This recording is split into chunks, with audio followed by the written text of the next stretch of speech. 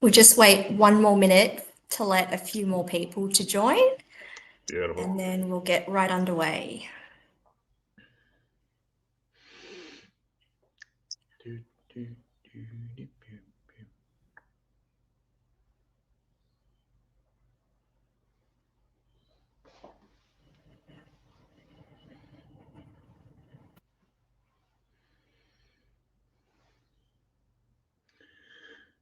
We'll be starting very soon. I think we'll just wait maybe another 30 more seconds.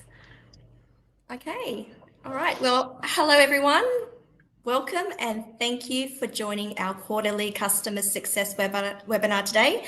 My name is Cindy Vuong and I'm the onboarding and customer success manager at Medianet. In this power-packed session, we'll be unveiling the secrets to effective spokesperson preparation and equip you with the skills and confidence needed to excel in media engagements. And joining me today is Nic Hayes, Managing Director at Media Stable, Australia's leading directory of expert talent and partner of Medianet. Welcome, Nic. Thank you so much for joining us today. Thank you, Cindy. Very excited to be presenting this because it is all about confidence in front of the camera, in front of the microphone, and confidence of working with media. And I know you've got some great people that are going to get a lot from it today. Well, we are thrilled to have you. So for those who don't know Nic, he is a media professional with more than 2 decades of experience in media, communications, PR, broadcasting and media intelligence. Nic founded Australia's leading media introduction event, Meet the Media, and is the host of the Experts podcast, conducting weekly interviews with experts and media personnel. He has far-reaching connections with journalists and media around the country and is a regular contributor and guest on various TV and radio programs. So if you have any specific questions during the webinar for Nic, please type them into the questions window and we'll address them together during the Q&A session at the end. So let's get right into it. So Nic, just to start us off, you've been in the industry for more than 20 years. So why do you think effective media engagements are so important to every business? Oh, look, Cindy, it's a great question to start off. And I think it's effective. Well, effective is the number one. We want to have some sort of result. We want to be able to drive or at least get our message out in some form or another. And there's a lot of ineffective media communication out there that doesn't have messages. It doesn't have a call to action or get a result that the brand or the business is actually looking for or the organization is looking for. So we need to do effective communication, not just for our own messages, but also for the audiences of that media.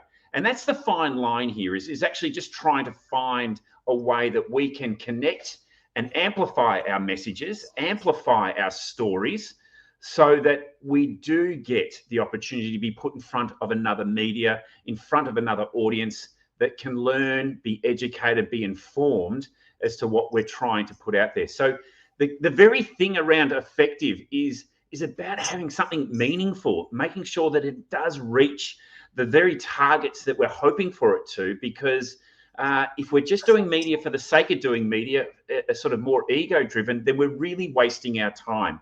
And there's so many challenges there for us to get through.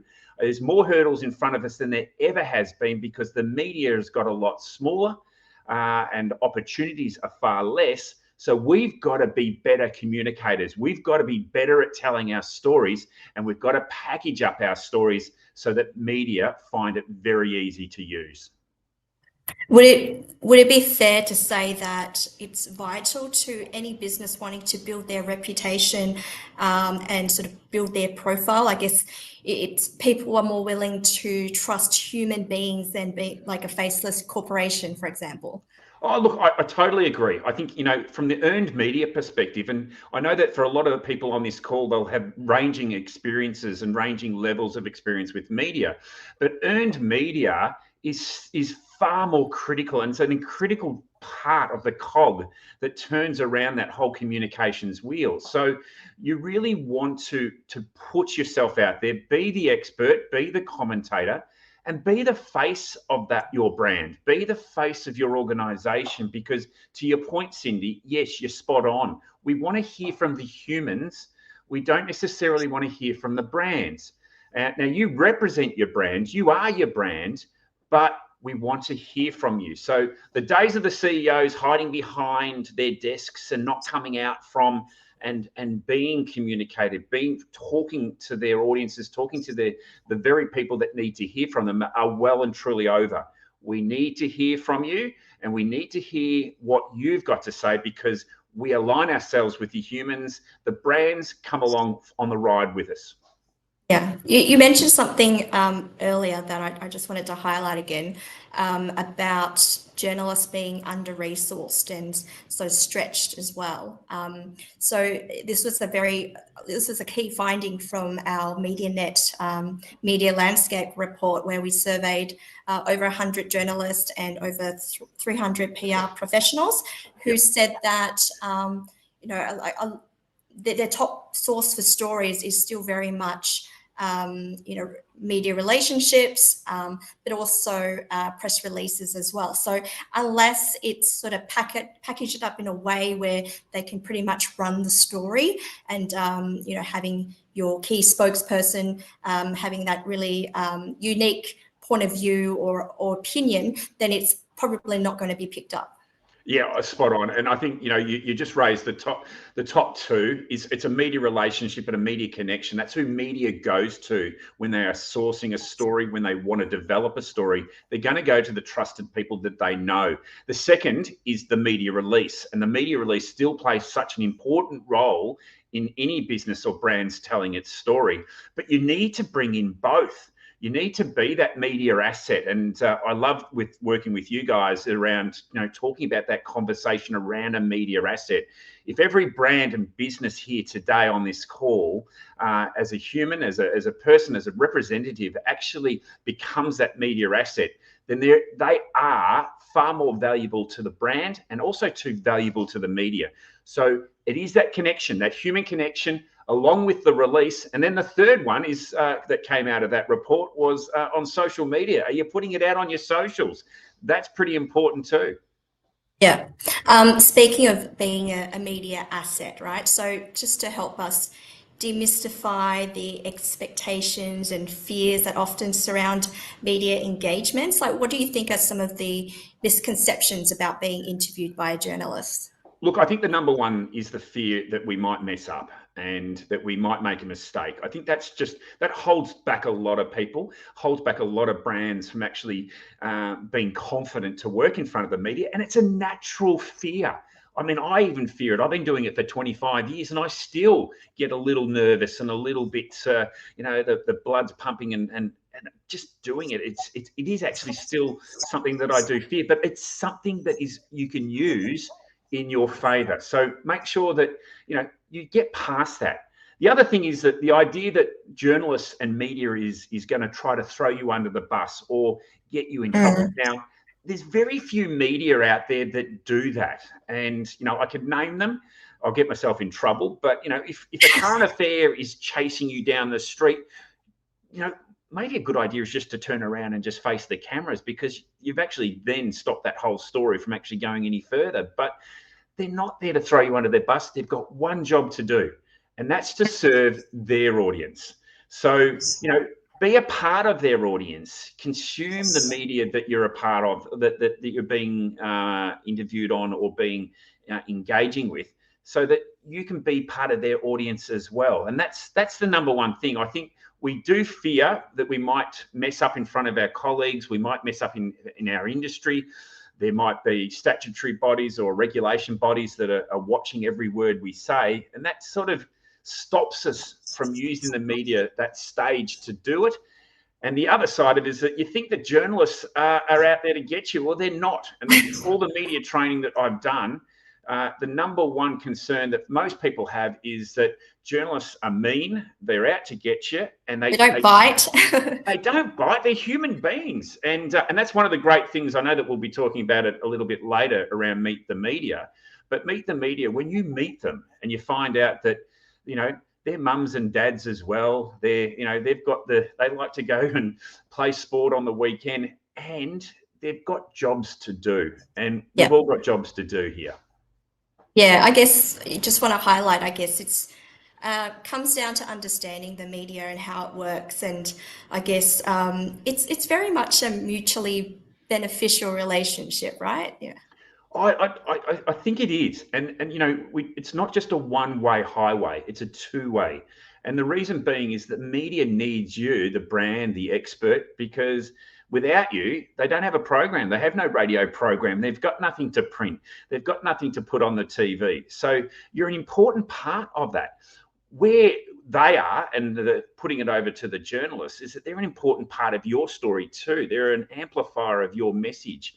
So, if you work both together, you become that media asset. It's not just the story that you're telling today, it's the potential story that you're telling tomorrow, because we can pitch as many stories as we like and hope that we get a run, but you know that you've made it when the media starts to contact you and starts to say, hey, what do you think about this topic? So we're talking about reactive and proactive approaches here, but, be the media asset, be that storyteller, and be good at it. And speaking of making it, I guess I'm sure everyone would be keen to know, based on your experience in the industry, what do you consider to be some of the major do's and don'ts for successful media interactions? Well, be available. The number one concern that comes from all media, and particularly at the Meet the Media events, is when a press release goes out and then all of a sudden no one's answering the phones. And look, the media run on fairly short cycles, and they've got very short attention spans, purely for the fact and the nature of their industry that they work in. So I always say, if you're going to put a press release out, be available for at least the next 48 hours and have someone at the other end of that phone to answer, and don't let one phone call get through. The other do's and don'ts, look, they're very sort of straightforward, and I'm probably just reinforcing a lot of the things that everyone really does know. But don't ask for a copy of the interview. The other side of it is don't drink coffee or alcohol before any engagement. That will always get you in a bit of trouble. Coffee for a different reason. You start to talk too fast. Alcohol, it might help you say too many things that you don't want to say. But there's a lot of little things that you can be doing. Dress to your brand. Make sure that you've got the attire sitting there in the office ready to go. Make sure that your key messages are sort of well documented and you know what you want to say, but don't have them strictly word for word. Make sure that you're able to put them in when the time and opportunity is there. And don't be a robot. Don't memorize everything that you wanted to say and then just read it off like a script. You've got to be human here. And that's the most important part, I think, for any media engagement, is that you're allowed to make mistakes, but, be yourself, be authentic, be real, and you'll find that connection that you get, not just with the journalist, but also most importantly, with their audience, because when you make that connection, your message is going to get through. And also too, you're going to have great results. You're going to get that topic, that conversation going further. If it's talk radio, it gets more talkback callers. And then also too, its ability to go further online, its ability to go out digitally, because when the conversation starts, it becomes part of your social media. And also too, again, after that, amplify your story. Just because it aired on Channel 7 last night, make sure that all of your stakeholders, clients, people know that you were on there. And also to let your prospective clients, prospective stakeholders and audience know that you were there, because that just reinforces your authority. It reinforces why you do what you do. And it just opens up a lot more doors. Yeah, you made a really good point around sort of speaking to your audience and using the right language and maybe avoiding jargon, because that tends to alienate people and it could cloud your message as well. And you mentioning having those key messages as well. You decide you work them out before you actually get on that interview, right? Spot on. And jargon's that funny one, because we when we use language within our industries, we're communicating and connecting with the very people that work in that industry. But you've got to talk to an audience like they're a 16-year-old and make sure that language is simple and easy to understand. And when you do that, you're going to have greater results and greater connection. I always think Kim Beazley would have made the greatest prime minister of this country if we understood a word he said. But he was just too smart for us, and we just didn't know what he was going on about. Yes, very good example there. So media interviews can be quite nerve-wracking for some individuals. I know it would be for me. So what top tips and techniques would you recommend for spokespeople to prepare for interviews as well as to boost their confidence? Yeah, it's a great one, Cindy. And the reason, look, for all the people that are, if they are a spokesperson for their organisation, you know, there is a case that you can over prepare, and there is also a case you can under prepare. So by over prepare, I mean, look, you've been asked to engage the media because you're an expert, or it's an area of an industry or a sector that you are, your opinion is sought after. So make sure that you prepare enough that you've got all the facts, you've got the figures, but you don't want to go into that sort of robotic style of delivery, not that sort of politician style of just ranting off messages without actually listening to the question. And then there's the opposite of that, is under preparing. So not having the stats and figures and sort of coming in a little bit under prepared, under the weather almost to a degree, because you're just not ready to answer the questions. Have facts and figures. Media loves percentages. It loves numbers. It loves the stats to have, but you just have them ready and off to the side so that you can quote them when required. That's always a good thing. I did mention earlier, dress to your brand and your style. That's always important, and really make an effort to be not only available, but make an effort during that interview. Bring the energy when the energy is required. Don't be boring. Don't be too fast, and don't be too slow. But take all those little opportunities. I know that there's lots of little things that you can do, but just number one, be yourself. And you know, we don't want you to be that perfect orator, that perfect spokesperson, that sort of Obama. You know, you don't want necessarily Barack Obama's perfect responses. You know, you just want to be you, and you also do want to be on message and not wasting the opportunity, making sure that every opportunity is a goal, is a winner, and that there is a call to action. And I'll leave you with one thing there too, Cindy, because this is the thing I teach in all of the media training sessions. You walk into a room and you just want to make sure that every audience walks away with one key message. And you might have three to deliver, but make sure they walk away with one. And that's what you should be doing. Yeah, you really want to emphasize that and bring that home. That's a great way to do it, because it takes away a lot of the fear. It takes away a lot of the nervousness when you know that you've got what you've got to deliver and what you've got to put on. But also too, don't be afraid to ask questions of the media as well. Just because the media is going to be asking you questions, you can ask questions at the start.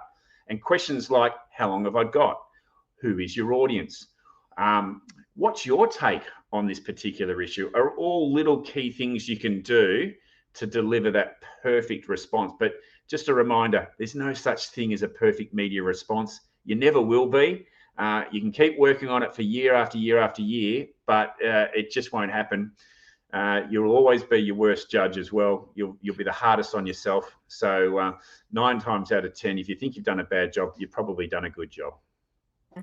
Love it. You've got some amazing tips there. Now, what I got from that was, I guess it's all about preparation, but also practice as well. Like, you need to be able to hone your communication skills, but that does require good preparation, and, you know, rehearse it in front of a camera, watch it back. You know, what did you do well? What could be improved? Get some feedback from someone, would you say? Yeah, absolutely. And look, practice in the car, practice in the shower, interview yourself. You know the questions that journalists are going to ask you. You also know the hard questions that journalists are going to ask you. And how would you frame that? How would you pitch that back to them? So it's a great thing. Practice makes perfect. And, we can do it today. We're allowed to practice in the car because they might just think you're on the mobile phone. But the reality here is you're actually practicing because you're interviewing yourself and you're getting yourself ready to be the best possible version of you. Yeah. Do you think it's essential to have come from a journalist background to really understand the mind of a journalist? And if not, like, can anyone be a spokesperson? Oh, look, not everyone can. And look, even the Medianet Landscape Report 2023 found that 30% of those in communications and PR are actually ex-journos. So they've already got a background and understanding of how a journalist thinks. But I think the number one thing is, make sure that you understand what the journalist's job is to be able to give your best possible response, because the journalist is responsible to their audience and they've got questions that they're asking for their brand to feed back to their audience. So understanding the media cycle. I think that any business owner or CEO, MD has a responsibility in this area. Any comms manager or head of comms or even general manager is a potential spokesperson. But they're not always the best ones because they might be the shy, retiring ones, the ones that want to sort of stay low. But find someone within your organization that knows your brand, can speak with some authority, and is prepared to do that. Because that's the other thing that media does and gets quite frustrated with, is that they find the person, but they don't really want to say anything. And you've got to have an opinion. You've got to have a position. Okay, so just a quick reminder for everyone, if you haven't already done so, please type in any questions you have for Nic, and we'll try to answer as many as possible towards the end of today's session. So Nic, speaking of being qualified and prepared, which you mentioned is essential for being for being a spokesperson, what are some of the ways Media Stable can help with this? Look, well, Media Stable in many ways is just a platform to present that content through. But we do obviously a lot of media training and media mentoring and media guidance on that space, because it's, I suppose where Media Stable comes from a slightly different angle is, unlike a PR firm, we actually feel like we work for the media itself. So our team's made up of journalists that are actually writing content and feeding content through to journalists themselves. So it's a like-minded approach. I think one of the beauties of where Media Stable fits in, and for public relations companies that are out there, or for any brand, is that we don't look to own the client, you own the client. We are just looking to pitch and present the content in a way that media wants it today.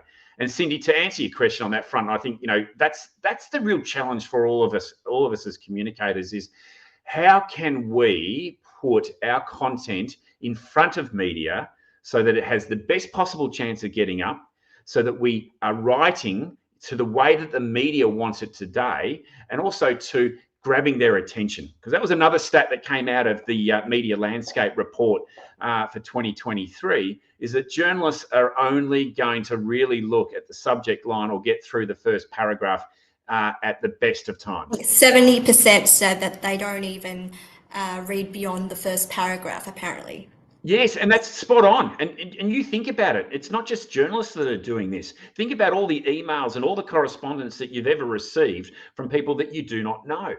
You don't get much further than the subject line, if not just the first paragraph. So journalists aren't alone on that front. But as communicators, we've got a real responsibility there to do that. And Media Stable fits in there. We pitch and do it a different way.